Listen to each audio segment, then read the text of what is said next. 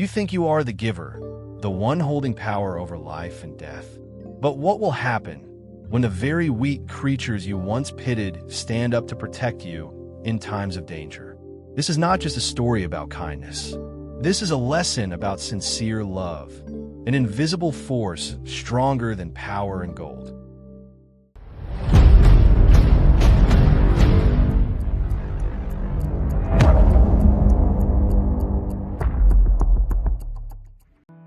Once upon a time, in a kingdom nestled among lush green valleys and ancient castles in Europe, there was a king named Leopold. He was renowned throughout the land for his unmatched kindness and generosity.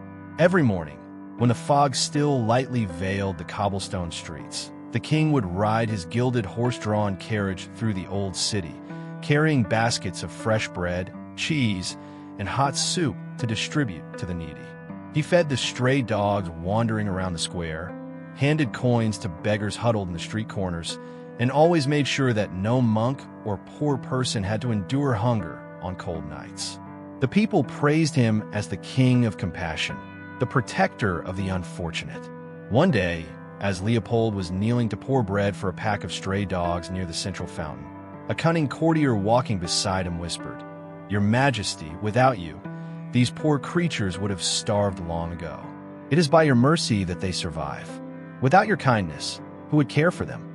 The king smiled gently at these flattering words, but at that moment, an old monk sitting under the stone arch nearby suddenly chuckled. Surprised, Leopold turned and asked, "Sir, what makes you laugh at this moment?" The monk replied in a calm voice, "The courtier's words amuse me, Your Majesty. The truth is, it is not you who feeds them, but God. We are merely his hands. The true giver reigns above us. When we give, let us give with love and not allow pride to intervene. For love is the language that every creature can feel." Those words seemed to touch the king's pride. Was the monk suggesting that all his generosity was meaningless? Offended, Leopold decided, tomorrow morning, he would not give anything to anyone anymore. The next morning, as usual, King Leopold still drove his luxurious horse-drawn carriage filled with bread, cheese, and hot soup along the winding cobblestone streets around the ancient castle. But this time, he did not give away a single piece of food to the stray dogs running behind him, nor did he hand out coins or meals to the poor waiting by the roadside. The dogs' eyes still shone with hope, their tails wagging joyfully whenever the carriage passed by, but the king only silently stared straight ahead. Day after day passed. The once lively dogs grew thin, their fur tangled, and their eyes gradually filled with sadness. Throughout the alleys of the ancient city, the atmosphere grew gloomy as the hungry souls quietly wandered in search of something to fill their stomachs. Then one chilly afternoon, as the carriage rolled through the central square, Leopold once again saw the old monk sitting under the weathered stone arch, still sitting silently as always. With a triumphant smile, the king pulled the reins to stop the carriage in front of him and said, "Look, I haven't given food to the stray dogs for days now. You clearly see they are weakening, don't you? Doesn't this prove that it is I who sustains them, not the supreme being you worship?" The monk remained calm, smiling gently, and softly asked, "Your Majesty, do you notice something else? They are still alive." The king smirked. "Alive? They are barely breathing. In just a few more days without food, they will surely die." The monk nodded slightly, his voice calm. "Yes, but life and death are not in our hands. If fate has destined them to suffer, then it will happen. But remember, true kindness is not to prove anything to anyone. It is the act of giving unconditionally, expecting nothing in return."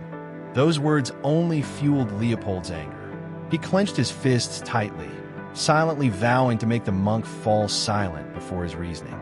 And so, the next morning, as usual, he set out again with the carriage full of food. But fate had arranged something different this time.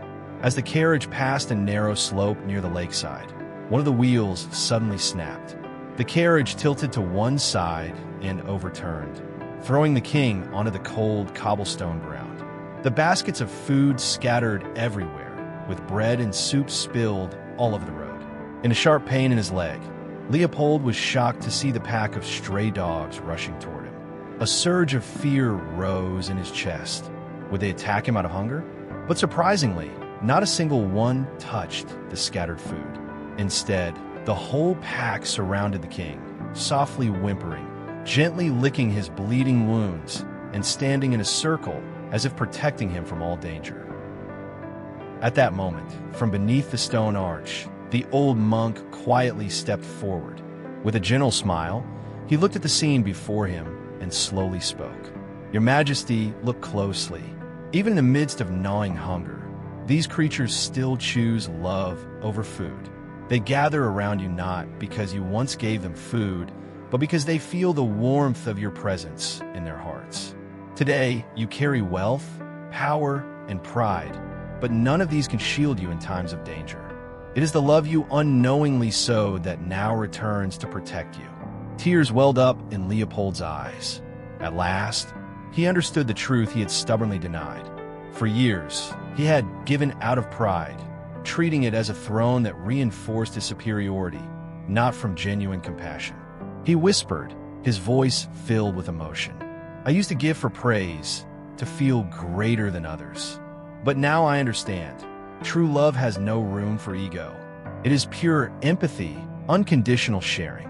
That day, in the ancient square, Leopold knelt before the monk, his humble voice echoing in the cold wind. "I now see my mistake. From today, I vow to give with a sincere heart, expecting no praise, seeking no recognition." From that day forward, King Leopold became a new man. He continued to help his people, but no longer to affirm his power or self-satisfaction, but for the happiness of sharing. And so, that small kingdom nestled in the European valleys grew ever more filled with love, peace, and happiness spreading throughout the cobblestone streets. For true kindness lies not in power or fame. It only blossoms from a heart that knows how to love. When we give with sincere love, that gift always finds its way back to us in unexpected ways. Wealth and power may fade, but unconditional love and pure compassion create lasting bonds that withstand all trials of time. Lesson: true kindness does not lie in proving oneself or seeking admiration.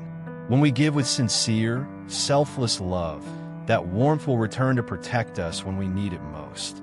Wealth may be lost, power may fade, but love and compassion always create enduring bonds that transcend time.